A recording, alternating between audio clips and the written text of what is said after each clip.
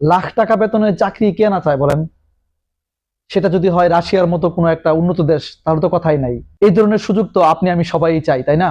ধরুন আমাকে কেউ একজন অফার দিল যে রাশিয়ায় আপনি 3 লাখ টাকা বেতনের বা 2 লাখ টাকা বেতনের চাকরিতে যেতে পারবেন। এই অফার পাওয়ার পর সবার আগে নিজেকে আমি যে প্রশ্নটা করব সেটা হচ্ছে, রাশিয়ার মতো দেশে গিয়ে 3 লাখ টাকা বা 2 লাখ টাকা বেতনের চাকরি করার মতো কি এমন যোগ্যতা আমার মধ্যে আছে?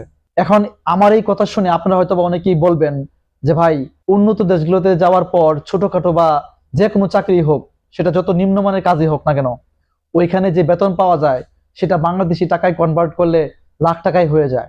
হ্যাঁ, আপনাদের কথা বা যুক্তি পুরোপুরি ঠিক আছে, কিন্তু ভাই বাস্তবতাটা ঠিক উল্টো। তো যাই হোক, রিসেন্টলি বাংলাদেশে যে প্রধান প্রধান গণমাধ্যমগুলো আছে, সেখানে একটা খবর ইন্টারনেটে ভেসে বেড়াচ্ছে। খবরটা কি?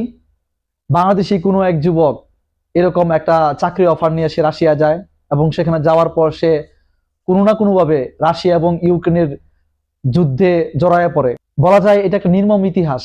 হ্যাঁ, ইতিহাস বললাম এই জন্যই যে এরকম ঘটনা খুবই বিরল।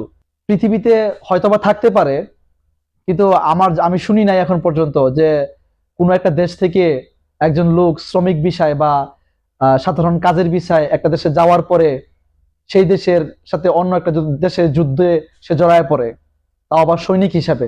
তো এই খবরটা দেখার পরে আমি ইদানিং মাঝে মাঝে খুব কনফিউজড হয়ে যাই। আমরা বাংলাদেশিরা কি খুবই সহজ সরল, নাকি খুব লোভী?